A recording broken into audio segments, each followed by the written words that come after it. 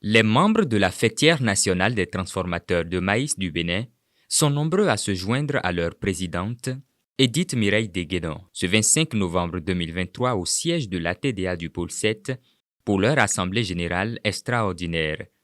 Bilan de l'année 2023 et feuille de route pour 2024, ce sont les sujets au cœur de cette activité statutaire de l'Association nationale des transformateurs de maïs du Bénin. Cette année, nous avons recensé les membres par département et par commune.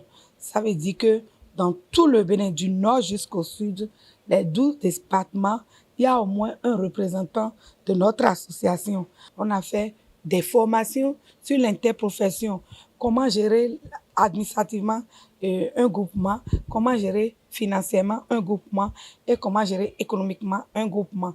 Et on a fait aussi d'autres ateliers sur la gestion des conflits au sein des entreprises. Moi, j'ai compris aujourd'hui, sans l'association, tu ne peux pas aller loin. Tu ne peux pas évoluer. On marche seul, mais on n'avance pas. Mais ensemble, on peut aller loin. L'un des temps forts de cette rencontre a été la dégustation de spaghettis faits à base de pâte de maïs. C'est une innovation que la NTM Bénin compte porter plus loin en 2024, ainsi que d'autres activités. Il y a l'interprofession et il y a le spaghetti à base de maïs.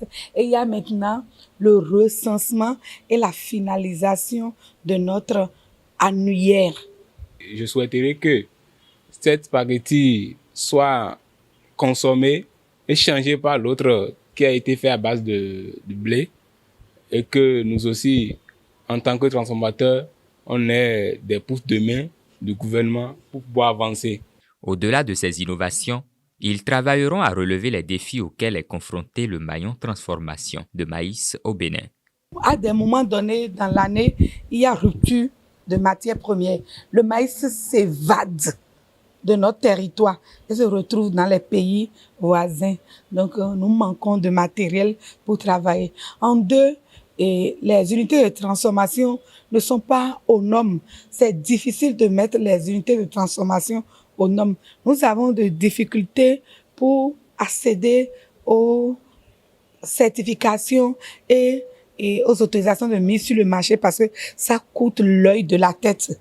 Et en plus de tout ça là, les emballages biodégradables ne sont pas accessibles sur le territoire béninois.